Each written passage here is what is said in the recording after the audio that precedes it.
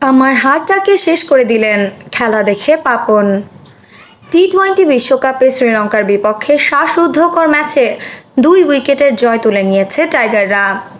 Super 8-এর পথ এখন অনেকটাই মসৃণ বাংলাদেশের জন্য। বাংলাদেশের খেলা নিয়ে সবার আগ্রহই সবসময় থাকে চরমে।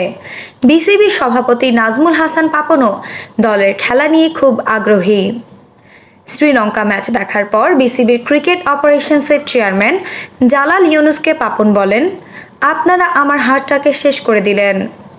যুক্তরাষ্ট্রে দলের সাথে অবস্থান করা জালাল গণমাধ্যমের সাথে কথা বলতে গিয়ে বিষয়টি জানিয়েছেন।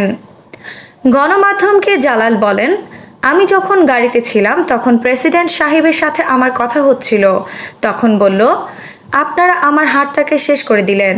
আমি বলেছি, আপনার একা না, আমাদেরও হার্টের অবস্থা খারাপ ছিল। ম্যাচের আগে দলের ক্রিকেটারদের সাথে বৈঠকে বসেছিলেন পাপন। পরে বৈঠক শেষে কী বলছিলেন তাও খোলাসা করেছেন জালাল। যখন আলাপ করছিলাম প্রেসিডেন্ট সাহেব আমাদের সাথে ছিলেন। অনলাইনে আমরা ভার্চুয়ালি আলাপ করছিলাম ম্যাচের আগের দিন। আমাকে পরে বলেছিলেন, না মনে হচ্ছে দল কিন্তু অনেক আত্মবিশ্বাসী। কথাবার্তা তো সেরকম মনে হলো। আমি বলেছি, ইয়েস আমরা সিরিজ হেরেছি, কিন্তু তারা কামব্যাক করবে এই আত্মবিশ্বাস তাদের মধ্যে ছিল।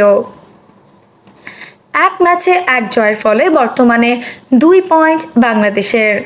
বিশ্বকাপে টাইগারদের পরবর্তী ম্যাচ আগামী 10 জুন, প্রতিপক্ষ শক্তিশালী দক্ষিণ আফ্রিকা। খেলা শুরু হবে বাংলাদেশ সময় রাত 8:30টায়। আফসানা নওরিন, বাংলা স্পোর্টস।